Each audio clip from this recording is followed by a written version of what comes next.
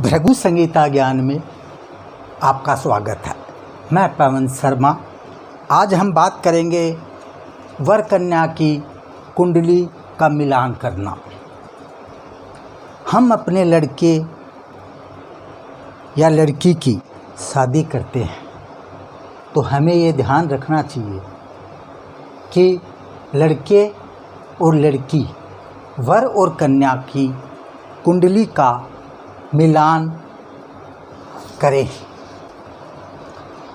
कुंडली का मिलान करने के लिए हमें उन दोनों की कुंडली की आवश्यकता पड़ती है और उनका मिलान करना इसलिए ज़रूरी है कि भविष्य में उन दोनों की गृहस्थी जीवन अच्छा गुजरे, बेस्ट गुजरे।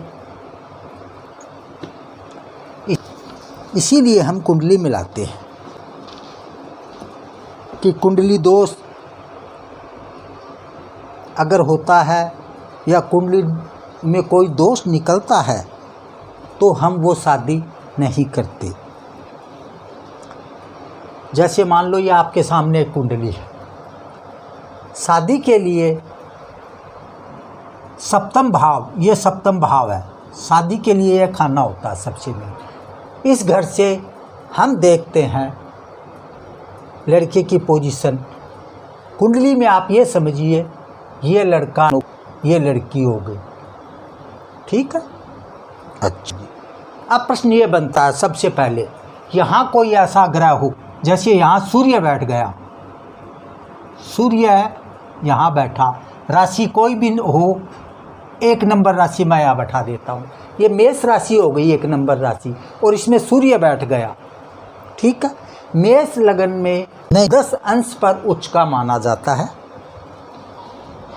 और तुला राशि में नीच का माना जाता है, ठीक है। अच्छा, अब यहाँ सूर्य बैठा है, ये लड़का हो गया। यहाँ अगर शनि बैठ गया, यहाँ शनि बैठा सप्तम भाव में, ये पत्नी हो गई, ये पति हो गया। अब इन दोनों का क्या होगा, आपस में इनकी नहीं बनेगी। अगर सूर्य यहाँ बैठा है, आपस में पति पत्नी झगड़ा करेंगे और करते रहेंगे। इसीलिए ऐसा कोई योग हो, ये तो एक छोटा सा योग है ओनली झगड़े के लिए। लेकिन जैसे एक कुंडली है, देखो यहाँ अगर मंगल बैठा है, यहाँ मंगल बैठा हुआ है, लड़की के कुंडली में हो या लड़के की कुंडली में हो, ये सबसे अच्छा पॉइंट है।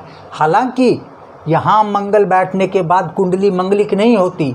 मंगलिक कुंडली कब होती है, 1 2 3 4 5, 3 खाने ये और 2 खाने ये, इन 5 खानों में कहीं भी मंगल विराजमान होता है वो मंगलिक कुंडली कहलाती है।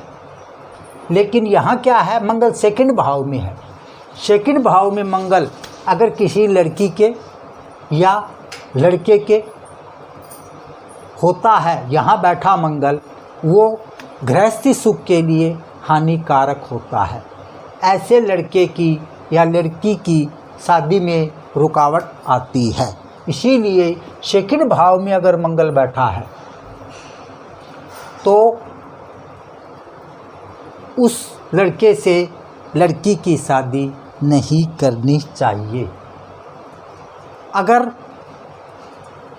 कुंडली मंगलिक हो तो भी की कुंडली मंगलिक होती है और मानी भी जाती है।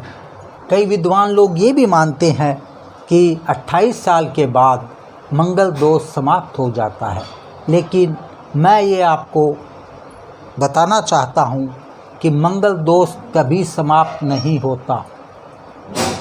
मंगल दोष, मंगलिक कुंडली है तो मंगल दोष का निवारण यही है कि उस लड़के की शादी मंगलिक से मंगलिक ही होनी चाहिए। अर्थात ये है मंगलिक लड़का है तो उसकी शादी भी मंगलिक लड़के से ही होनी चाहिए। अब मैं पहला प्रश्न आपको ये बताता हूँ। एक लड़के की कुंडली में यहाँ मान लो 1 नंबर है, ये 5 सिंह राशि हो गई, यहाँ 5 नंबर लिख दिए मैंने, सिंह राशि हो गई। भाव प्रथम है लग्नेश, लड़के की कुंडली में लग्नेश अगर सिंह का है तो जिस लड़की से शादी होगी वो लड़की की राशि अगर सिंह है तो बहुत अच्छी होती है। इसीलिए किसी का भी लड़के का लगन जो होता है, सिंह हो, कन्या हो, कोई भी लगन हो, लड़के का लगन और उधर लड़की की राशि, तो ये योग बहुत बेस्ट होता है और सुखी और अच्छा माना जाता है। द्वितीय भाव, इसको कुटुंब भाव भी बोलते हैं, परिवार बोलते हैं। ये परिवार हो गया, कुटुंब, परिवार, फैमिली, इस भाव को देखना बहुत ज़रूरी है। यहाँ कोई भी ग्रह नीच का ना बैठा हो लड़के की कुंडली में और लड़की की कुंडली में, ये याद रखो आप। इस भाव को मिलाना, लगन को मिलाना ही मिलाना है। लगन के साथ द्वितीय भाव जिसे आप कुटुंब भाव बोलते हैं, एक ये होता है पंचम भाव। पंचम भाव का कोई भी यहाँ अगर बैठा है, कोई भी ग्रह यहाँ बैठा है, वो अच्छी पोजीशन में होना चाहिए, नीच का नहीं बैठना चाहिए। इस घर में कोई भी ग्रह नीच का ना हो, इसमें भी कोई ग्रह नीच का ना हो, लड़के की कुंडली में और लड़के की कुंडली में और लड़की की कुंडली में, दोनों की कुंडली में नीच घर का, नीच राशि पे यहाँ कोई भी ग्रह ना बैठा हो। 1, 2, 3 इन तीनों ग्रहों को बहुत विशेष रूप से शादी के लिए मिलाना अनिवार्य है। नंबर 2, यहाँ भी कोई नीच ग्रह अगर बैठा है या नीच राशि में कोई ग्रह यहाँ विराजमान है, जैसे मान लो यहाँ 1 नंबर राशि आ गई किसी भी कुंडली में और यहाँ आके आपको 1 नंबर राशि हो गई और यहाँ शनि बैठ गया, तो शनि यहाँ नीच का हो गया। शनि सप्तम भाव में नीच का होगा, यहाँ शनि बैठा हुआ नीच का होगा तो वो भी परेशानी वाली बात है। इसीलिए यहाँ कोई भी ग्रह नीच का ना हो, लगन में कोई ग्रह नीच का ना हो, सेकंड भाव में कोई ग्रह नीच का ना हो और पंचम भाव में कोई ग्रह नीच का ना हो।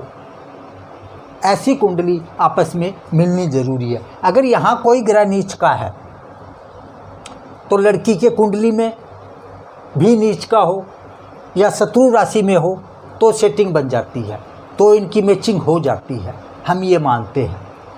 क्योंकि ये ग्रह जो पंचम भाव जो होता है कुंडली में, ये प्यार का भाव है, संतान का भाव है। अगर इस भाव ये नीच का हो गया तो उसमें दिक्कत होती है, आगे जाके संतान में परेशानी हो सकती है। इसीलिए इस भाव को देखना बहुत ज़रूरी है। नंबर 2, कुटुंब का भाव है, वो भी इसीलिए ज़रूरी है। वैसे छोटे छोटे योग ये होते हैं, 18 योग अगर मिल गए कन्या की कुंडली में, लड़के और लड़की की कुंडली में आपस में 36 में से 18 योग मिल जाते हैं तो वो गाड़ी चल पड़ती है, कोई परेशानी वाली बात नहीं होती है। एक चीज़ आपको मैं और बता रहा हूँ कि लड़की की अगर कुंडली हो, प्रश्न को समझना आप, लड़की की कुंडली में यहाँ सूर्य बैठा हो, तीसरे भाव में सूर्य बैठा हो, कुंडली मिलाते वक्त की बात कर रहा हूँ मैं, छठे भाव में शनि हो, यहाँ शनि विराजमान हो, छठे भाव में शनि विराजमान हो, तो वह लड़की बड़े अधिकारी की पत्नी बनती है। ये पक्का योग है। शनि और सूर्य, सूर्य तीसरे भाव में हो और शनि छठे भाव में हो, तो ये याद रखो कि ये लड़की और किसी भी लड़के से शादी कर लेती है, शादी हो जाती है, और तो ये एक अनिवार्य चीज़ हो जाती है कि लड़के की ज़िंदगी भी बन सकती है। शादी के बाद सूर्य तीसरे भाव में किसी के भी होगा, छठे भाव में शनि विराजमान होगा, उस लड़की का पति अफसर होगा ही होगा। शादी के बाद तो बनना ही बनना है। इसका पति जो होगा, इस लड़की का पति होगा, वो अफसर बनेगा। अगर कोई भी सिंपल नौकरी नहीं करने वाला लड़का लेकिन पढ़ा लिखा हो, कर्म जरूरी है, तो मैं ये मानता हूँ ऐसे लड़की से अगर वो शादी कर लेता है तो वो लड़का जो है वो अफसर बनेगा। ये पक्के योग हैं, कच्चे योग नहीं बता रहा हूँ मैं आपको। 10वें भाव से, ये 10वां भाव है, यहाँ शुक्र विराजमान हो, मैं भावों से बता रहा हूँ। शुक्र अपनी राशि का हो। नंबर 2 ये भी साथ में है, ये अपनी राशि का हो। अपनी राशि कौन सी है शुक्र की? 2 नंबर और 7 नंबर। 2 नंबर या 7 नंबर लगन कुंडली में हो और शुक्र यहाँ विराजमान हो। वह जातक अपनी पत्नी से दब के रहेगा, अपनी पत्नी की आज्ञा का पालन करेगा। ये एक विशेषता है, बहुत अच्छी है, पक्का योग है ये भी, इसमें कोई फ़र्क नहीं है। एक चीज़ और है, जब भी आप किसी की शादी की कुंडली देखो तो एक तो ये योग देखो, आप इसको मैं काट देता हूँ कि शुक्र प्लस गुरु एक साथ सप्तम भाव में कभी ना बैठे। अगर बैठे हैं तो ये योग अच्छा नहीं है, गृहस्थी के लिए ये योग गलत है।